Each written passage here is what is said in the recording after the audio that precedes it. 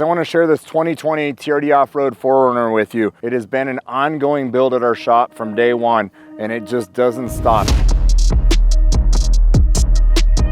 So some of the really nice things that happen at our shop is people say, oh, do you guys only install your own stuff? And I have to tell them, no, we install other company stuff as well. And a lot of it is stuff that's customer provided by the consumer. They'll bring in with them, or they'll say, hey, can I have this shipped to your shop? And can you guys powder coat it for me? Can you have it painted for me? And so we're pretty much well-rounded in what we do at the shop. So we always tell people, hey, we're pretty much from start to finish, we can do whatever you guys need. And here's a perfect example. Customer provided front bumper.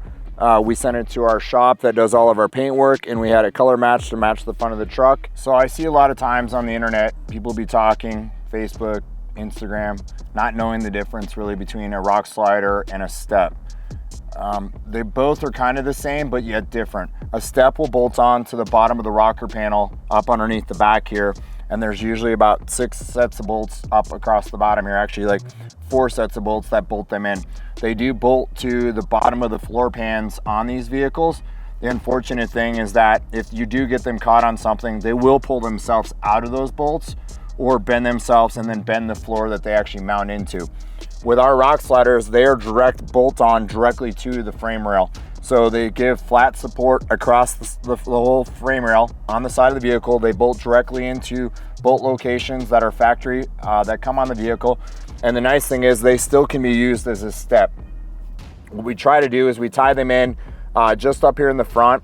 So that gives us maximum strength and clearance or safety area up here in the front. So if you did go over something and you came down on something, that you're gonna hit the slider before you hit any of the rocker panel on this. Our rock sliders do come out a little bit farther than most companies. A lot of companies use a little bit less tubing and they keep the rock slider farther or closer into the rocker panel, but which then at that point does change the leverage from the frame out to its farthest point. But we bring them out a little bit farther so they can work as a step, and then they also give additional body protection on the truck. So when you open up the door, you've got a little more room here, and on top of that, if you do come up against the rock, you don't have to worry about it getting up into the rocker panel because the rock slider will take that absorption or take the hit before you'll hit the rocker panel. And people always say, well, your rock sliders are expensive, and I say yes, but to get the repair done on the bottom of your rocker panel would cost you much more than what a rock slider would cost to replace it, or even if it needed to be replaced, the scratches that it put on the rock slider. These particular rock sliders are set at 0 degrees with our kick out in the back, and these are with top plates, and these are all done in DOM tubing, and these are also all TIG welded. We are the only company out there that makes a production rock slider TIG welded. And people say, well, why do you do that? And it's more or less because we want to show just the level of quality that we have to offer with our rock sliders, and to, the craftsmanship that we have to offer, and to show the skill level of what our guys have to offer. Yes, they're a little bit stronger. The advantage is for us is just to make them that much nicer with our rock sliders.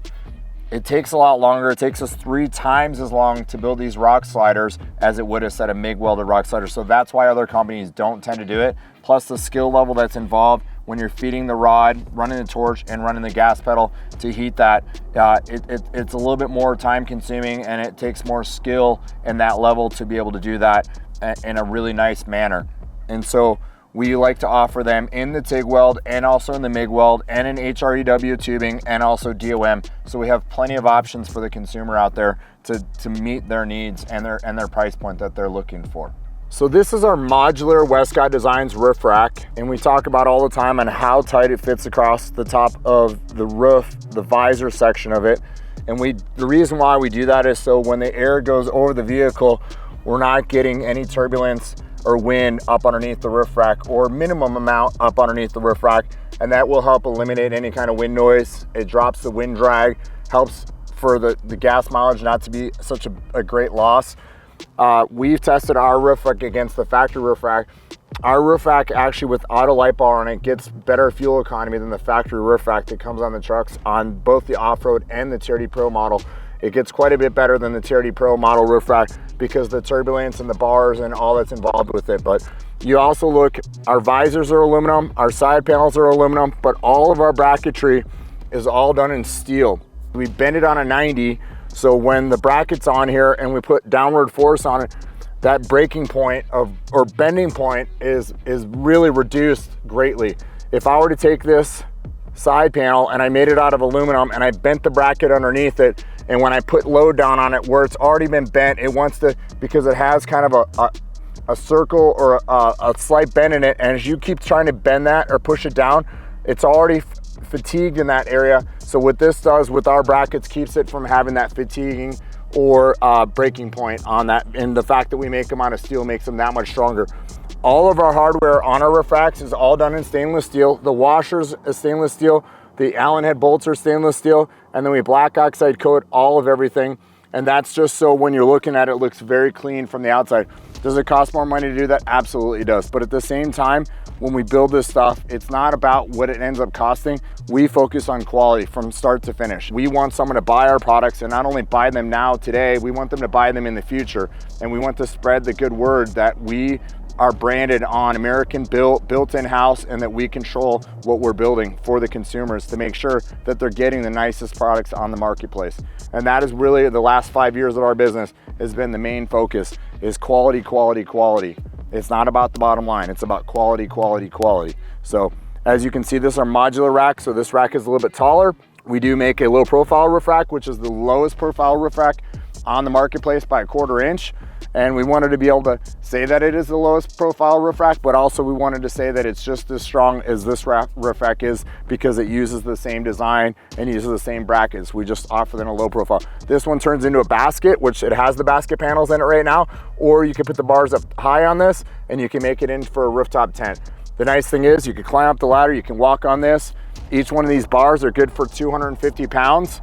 The weak point on this whole design, when people say, oh, how much does your roof rack hold? I can tell you this, our roof rack will hold more weight than the roof can on the top of this vehicle. The mounting points at which these are bolted down into is actually the weak point at where it becomes a problem. So when someone says, hey, I want to put this on my car, the roof of the vehicles will hold about 750 pounds. And then what they do is they start to actually fatigue themselves at the mounting points. So at that point, we say, you know what? If it's starting to bend a little bit, the metal, we're kind of like, yep, that's not, you don't want to go any farther than that. But the roof rack itself will hold more weight than what the roof will. So that is the point where when we say the roof rack is good for 750 pounds. Have we had way more than that? We've actually had our roof rack mounted up, not on the roof of a car, and it has held 2,200 pounds of weight with equal weight distribution from front to back on our roof rack. So it is very, very sturdy. It is way overbuilt, and it's gonna exceed whatever the roof is on this vehicle without question. And that's the same thing we talk about our ladder. Our ladder falls within that same realm, is it'll hold more weight than the rear hatch on the vehicle. So we talk about our ladder all the time, how it fastens to the top and then it fastens underneath the bottom. We do use a plate that bolts in through the bottom, but that is so we can make sure that it's mounted securely. We're not gonna get any kind of movement on it. And then I've actually seen and have felt many other ladders where I'll roll it back and forth, I'll grab a hold of it, and it actually slides a little bit on the bottom. I've also felt a lot of ladders that are securely mounted, but when I push them back and forth like this, the ladder is still flexing. And I know that that ladder with minimal amount of pressure or a different amount of pressure at a different spot would actually cause it to bend. We wanted to make sure when designing this ladder it was going to withstand more weight than the rear hatch on this vehicle. And as you can see, when I grab a hold of it, it is. The car is moving when I shake it. We put our signature bottle opener here again in it. These are a 2x1 construction crossbar extrude hone. They call it 80/20. And then the other nice thing about it is it makes for a very flat surface here. So when your foot is on it, you don't have to worry about your foot sliding over and scratching the back of your door, or you don't have to worry about your foot slipping off here when it's wet. And so the nice thing is the ladder is very wide, and we see guys all the time, they talk about whittle ladders. Well, this isn't a whittle ladder. This is a very sturdy, very strong ladder that you can grab with both hands. You can have one foot here, another foot next to it, and then when climbing up, there's a handle right here at the top. It allows you to not have to really look when climbing up the ladder. It's very secure, makes it very easy. And the nice thing is when you step up on this ladder, when you get to the top of the ladder, there's actually a step on the top of the ladder that I can stand on before moving over to the roof rack. So it has a very nice point on the top to stand on as well. It uses an adhesive on the top It uses 2 set screws on the top. It uses 3 bolts across the top, and then it uses 2 bolts on the bottom. Does it take a little bit longer to install? Absolutely, but I can tell you this, very secure. Never have to worry about this ladder coming off the back of your vehicle. Hang whatever you want on the back of this ladder. Really nice design. Then when I come back off the ladder, nice thing is I can just step down, walk down the ladder like this, grab a hold of the handle on the top here. Last step is just above the bumper, so you don't have to worry about scratching the bumper when you step down. If you've got dirt or grime on your shoes, you don't have to worry about like scuffing the bumper when you come off. So again, all stainless hardware throughout, all black oxide coated, all type 3 anodized on all of our steps from top to bottom. These are just special steps or the extra steps that we take to make sure our stuff is really nice.